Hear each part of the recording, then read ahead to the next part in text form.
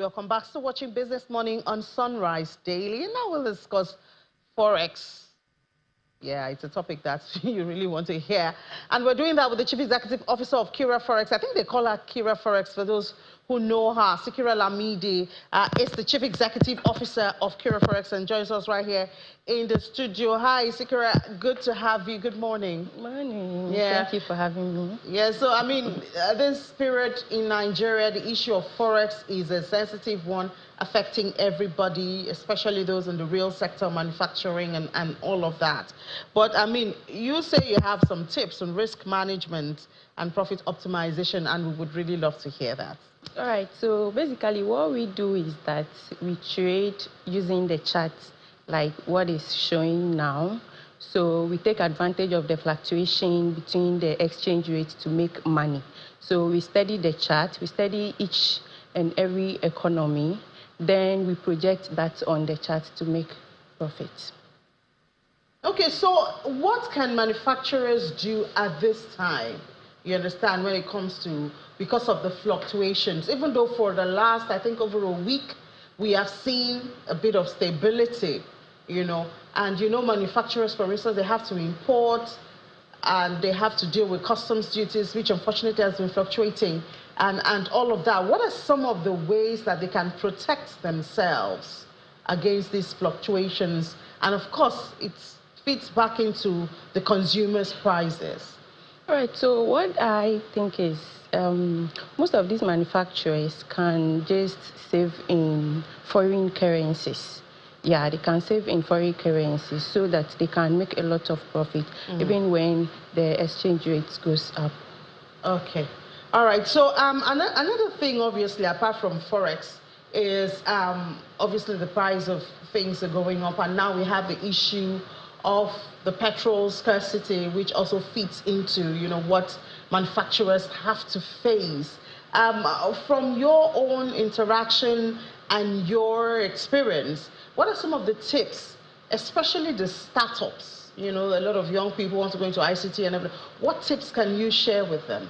All right, first, like I said, we do more on the chart rather than the physical aspect, where maybe you can go into the black market to exchange money or stuff like that. So first, what they need to do is they need to understand how the system works, find a strategy, find a mentor as well. Yeah. All right, and a lot of young people now see opportunity in ICT, but they also have the challenge of infrastructure, right? I mean, even if you wanted to buy petrol, you need power and things like that. And then after you've gone through that, of course, you have the challenge of network and the fluctuation that also comes with that. Any experience, any tips of what they can do around that? Yeah, now we have a lot of content online. Now it's even easier when you go to YouTube, you can get a lot of content. Yeah, but accessing it is the network is also a challenge. That's one of the problems. But I always feel like if you need something, you just have to find a way out to get it. Yeah. All right, so we have to thank you so much, Executive Officer of Kira Forex Trading Academy, Sikira Lamidi. Thank you for your time. You're welcome. All right, now let's do a little bit of market. Mr. Rani did give a hint to it earlier. Yesterday, the NGX was bloody. It was down, really, really down for that matter. And Dangote Cement was a major driver of that red market that we had at the NGX yesterday. Dropped a whole 10% on the share price. So there you have it. It's the market closed down 1.36% at 95,000. Can you beat that? We closed last week at 97, and then just the first trading day of the week, we had dropped to 95,000, and that means that 749.7 billion naira, getting close to 1 trillion naira, was shaved off the market, and we finally lost the 55 trillion naira that we've been hanging on to for a bit at 54.38 trillion naira. And yes, Dangote was a major driver. Profit taking on that stock was huge yesterday. So even though we see that the activity chart was green, we know that a lot of money was shaved off the market yesterday. Looking at the sectors, banking was marginally up 0.2%. Consumer goods, however, was down. And there you have it, the evidence of profit taking on Dangote cements. Industrial goods dropped 5%, 5%.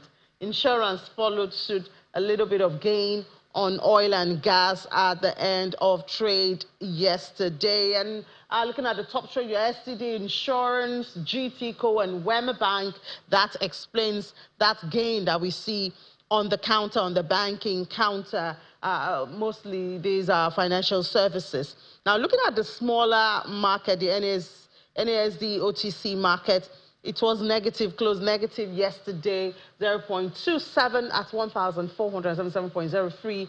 Market cap around 2 trillion naira, and the activity chart was looking green also.